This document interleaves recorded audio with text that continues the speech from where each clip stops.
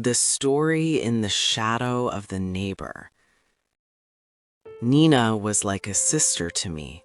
12 years of our joys and sorrows passed together. She was a kind girl, not only to me, but to everyone. Her heart seemed to have filled the place of all her mother's affection, which she had lost at birth, with love for others. Her brother had raised her with such tenderness that it was as if he were holding a flower in the palm of his hand.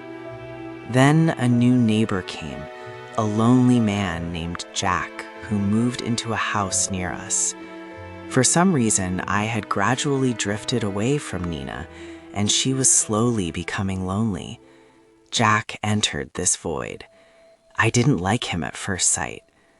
He had a heavy silence and emotionless eyes that shone with something like danger behind his smiles, but Nina was kind to him because of his loneliness. Nina's kindness knew no bounds. One day, Nina came with a confused face and said, "Jack proposed to me." My heart sank as if it had fallen from a great height. I asked Nina, "What did you say?" Nina said, "I rejected him." I breathed a sigh of relief as if I had escaped from danger. I told her, "You made the best decision of your life." But Jack wouldn't give up. After passing by, he insisted on getting closer to Nina. I, like an anxious guard, tried to always be between them. A vague, deep fear had taken root in my bones. Until that Sunday. I had gone to the market with my mother. When I returned, I saw a scene that took my soul out of my body. In front of Nina's house, several police cars were parked with flashing lights, and there, in the middle of a crowd of terrified people, was Jack. His hands were tied, but his face had taken on the shape of a mocking, satisfied laugh, a cold, lifeless laugh that came from the bottom of a dark well. Then they took Nina's body out of the house under a blanket. The world went dark for me. I started to cry, but my tears were frozen. I stared at Jack as he was being led to the police car. The moment he passed me, he slowly turned his head. That evil smile was still on his lips. His eyes locked with mine, and he said in a quiet, slow, measured voice, "The next turn is yours." The sentence slid down my spine like a frozen razor. Fear gripped my entire being, not as a feeling, but as a tangible, definite reality. A fear that was deeper than Nina's death. Fear of her gaze, of that ominous promise, of the fact that the shadow of danger was now turned directly toward me. They took her, but her words lingered in the air. Like a poisonous smoke that never dissipated, my deep love for a lost sister was now drowned in sheer terror. My love for Nina was now tied to a living, breathing fear. The fear that I would be the next in line to be that man. And now I live with these two spirits, Nina's kind spirit that never leaves me, and Jack's cold shadow that may lurk around every corner. Welcome, friends, to our channel. Let's listen to the story we have for tonight. Shadows and a Lantern. The sky over Springfield, Illinois that night had no mercy in it. A heavy gray pressed down on the city, and a cold, thin rain fell. Not enough to wash anything clean, only enough to make everything feel heavier. Jake was 18 years old, carrying 2 worn-out backpacks and a weight no one his age should carry. For 3 days, he had drifted between parks, alleys, and underpasses. He had just aged out of the last foster home. The word home had never really belonged to him. Now the world felt too big, too loud, and completely indifferent. That night, he took shelter beneath a concrete bridge on the edge of the city. The air smelled of wet cement and loneliness. Then, footsteps, running, broken breathing. A middle-aged man burst under the bridge and collapsed behind one of the pillars.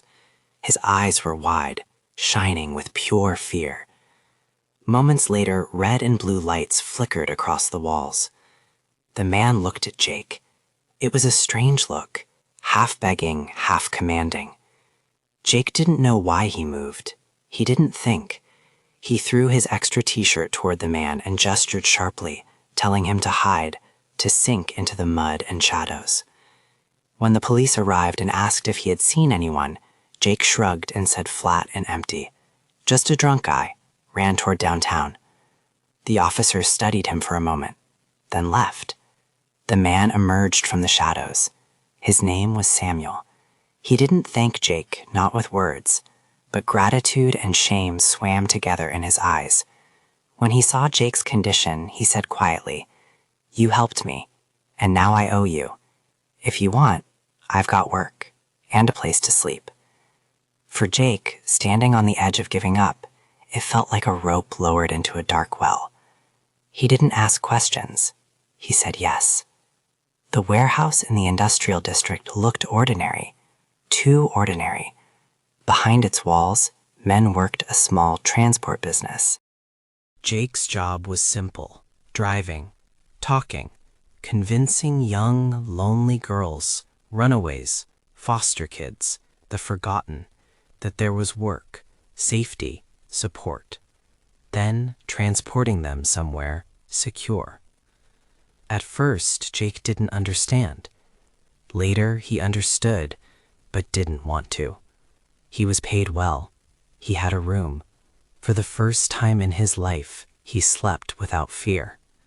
Samuel became something Jake had never had, a protector, a guide, almost family. But the silence of the girls, their trembling hands when they got into the van, the whispered words about delivering the cargo to the master, all of it started to crack the illusion. One night, the truth hit him like a blow to the chest. The network was feeding the girls to an extremist cult. Their leader was a man named Malachi, living in a remote estate far from the city. And none of the girls ever came back. 2 years passed. Jake was no longer naive. His conscience clawed at him every night. Then he saw a photo, one of the missing girls, on a local news report. Something inside him finally broke. He went to Samuel and said, "I can't do this anymore. I'm leaving." Those words were a death sentence. The order was clear. Either bring Jake fully into the darkness or silence him. Samuel didn't sleep for weeks, torn between loyalty and humanity. Finally, on another rainy night, just like the night they first met, he made his choice. He placed a flash drive on the table. Everything's here. Names, routes, accounts, dates. Tomorrow morning, I'm turning myself in to the federal authorities. Jake whispered, terrified, "They'll kill you." Samuel smiled, a tired, broken smile. "Most of me died years ago, kid. Maybe this is the last right thing I'll ever do.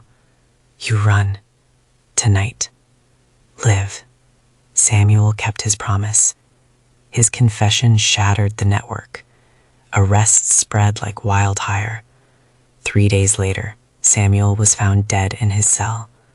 They called it a heart attack. Everyone involved knew better. Weeks later, a lawyer found Jake. Samuel had secretly transferred all his assets to him, money soaked in years of pain and blood. Jake left the sea, left his past. He traveled northwest and settled in a small town in Washington state. He opened a quiet little bookstore. He never married. Most of the money he donated anonymously to organizations fighting human trafficking and helping orphan children. But the shadows never truly left him. Now, 45 years later, a 63-year-old man with completely white hair sits behind a small camera in the back room of his bookstore. In front of him lies an old piece of paper with words written on it. We are not alone. He takes a deep breath. My name is Jacob Miller. This isn't just my story. It's the story of two lost men who saved each other, each in a different way. One of them stayed in the dark, so the other could find a path forward.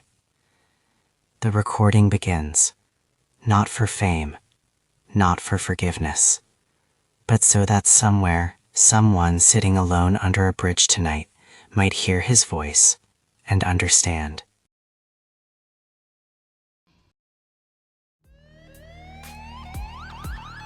I hope you enjoyed the story. Please support us by liking, commenting, and subscribing. Sincerely, we are not alone.